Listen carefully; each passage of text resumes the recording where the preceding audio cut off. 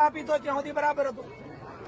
એમની ખુરશીની મર્યાદા ના હાચવી, તમારી ડોકરોની મર્યાદા ના હાચવી, તમારી સેવાની મર્યાદા ના હાચવી, અને જે કરવો તો કરીને છેલ્લે જે પ્રક્રિયા બહાર આવી ગયા, બહાર આવીને મારા ઉપર જે આક્ષેપ આવ્યો છે એ સમાજ આગળ વિનંતી કરું છું. મને તમારે ચોખ્ખો કરવો કે માવજીભાઈએ પૈસા લઈને કોંગ્રેસને જીતાડવા માટે મથે છે, અને જે સમાજને ભડકાયો, જેના કારણે બીજી વસ્તુ કરી, એના માટે મારે હકીકતમાં ન્યાય માંગવો પડશે.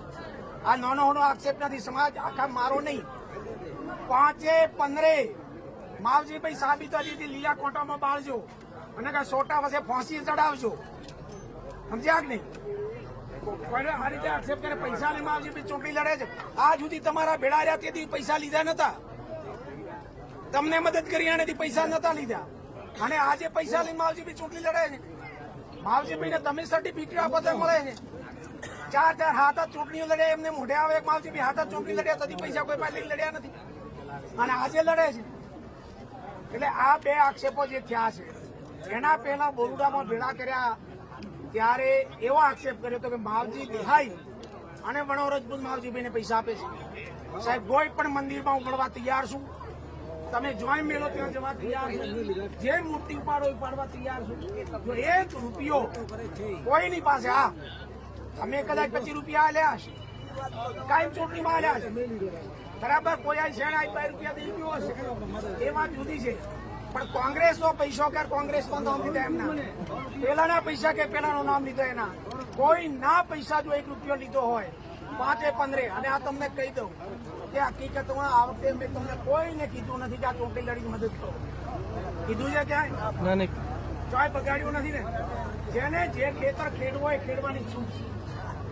માવજીભાઈ બગાડવા માટે નથી, થશે તો સુધારવા. પણ જયારે અન્યાય થતો હશે, અને અન્યાય મારો અને સમાજનો બધોનો થતો હશે, બીજા સમાજનો થતો, ત્યારે મારે ક્યાંક ને ક્યાંક ના છૂટકે પગલું ભરવું પડે. પણ સમજતો હતો આગળમાં પડે. પણ આ જાતની જે પ્રક્રિયા થઈ હોય, અને એ પ્રક્રિયામાં પણ આપણે જો જયારે વાત ઉપર તાળી પાડો, આગળ જો એનો અવાજ ન કરો, તો આખરમાં આગેવાની કોણ આપણી લેશે? સત્યનો સવાલ છે. ખેર, મારા ઉપર એ માનતા હશે માવજીભાઈ ખર્ચો મારો ભગવાન પૂરો કરશે, સમજ્યા કે નહીં? આજે અત્યાર સુધી તાર્યા છે ને તો ભગવાન તારશે. અને એટલો ડોકરો મિલકત મેલીને ગયા છે કે 2 રૂપિયા માથે રહેશે, પણ તો આગા પાછો કરીને કોઈનું લોનો પાઈ બાકી નહીં રાખો, સમજ્યા કે નહીં? પણ જે આરોપ અને આક્ષેપ છે આ 3 બાબતોનો, 2 વખતના પૈસાના અને બીજી વખતનો જે છે એ સમાજને અવળે રસ્તે દોરવાનો. સમાજને અવળે રસ્તે દોર્યો તો સમાજને આ કામ નથી આવતું.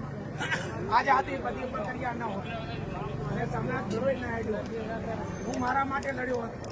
એટલે આ વાતથી તમારે ગઠબંધન કરીને મનોમન વિચારવાનું છે, સમય પ્રમાણે આપણે અડવાનું છે.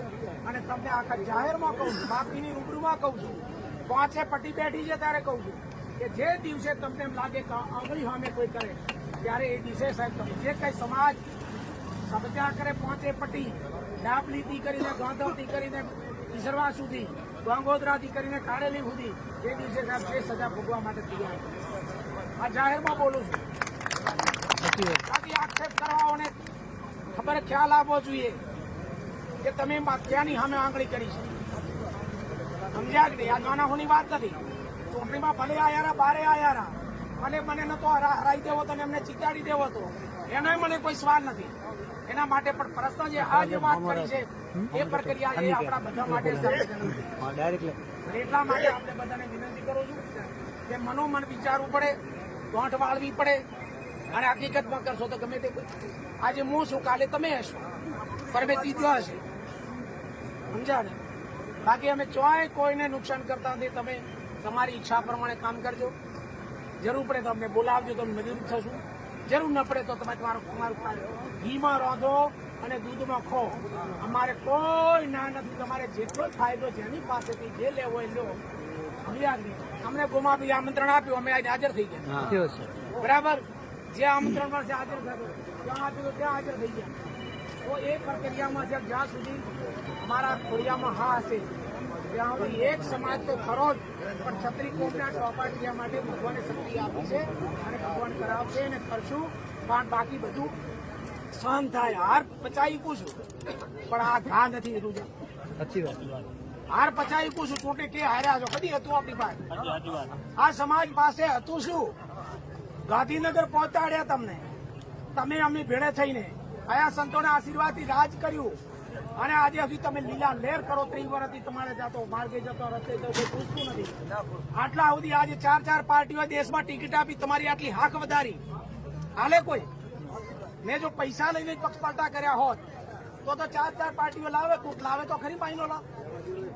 એક તો બતાડો આખા ગુજરાતમાંથી કે એક પાર્ટીમાંથી નહીં, પણ 4 દેશની પાર્ટીઓ 4 પાર્ટીઓમાંથી ટિકિટ આપી હોય. ભલે આપણે હાર્યા, એ કેમ હારે આપણે જાણો છો, ના કેમ હારે આપણે સમજો છો, પણ આજ સુધી આપણે સમય હાથે ત્યાં છે. ક્યાંક હેડવું પડે, કાઠું વાવજી કરવું પડે. હા, સમય સાથે ચાલુ. જયારે પક્ષ પલટો કર્યો હશે ત્યારે તમારા કહેવાથી કર્યો હશે, છતાં પાર્ટીએ કિંમત કરી કે માવજીપી માટે માવજીપી પક્ષ પલટો નહીં કર્યો, પ્રજા માટે કર્યો છે અને એટલે એને રાખડી બાંધી છે. જીતાડવો તમારા હાથમાં છે, ટિકિટ લાવવી મારા હાથમાં છે. કોંગ્રેસે આલી, ભાજપે આલી, દિલ્હીમાં વીપી સિંહ રાજ કર્યું, જનતા દળે આલી, મોરારજી રાજ કર્યું ત્યારે જનતા મોરચાએ આલી. આ 4 પાર્ટીઓ દેશમાં રાજ કર્યું. 4 પાર્ટીઓ તમારી કદર કિંમત કરી છે અને હવે તમને જો કલંકિત કરવા કોઈ માંગતો હોય તો તમારે ઉજળાથી જીવવું છે કે કલંકિતથી જીવવું છે? આ સુધીનો ઇતિહાસ છે કે કળબી ઘસાઈને ઉજળો થયો છે. સમજ્યા કે કોક માટે પ્રક્રિયા થઈ છે, પણ કોઈ કાળો ડાઘ લગાડે એ નથી પોહાતું, બાકી બધું પોહાય. બોલો રાજેશ્વર ભગવાન.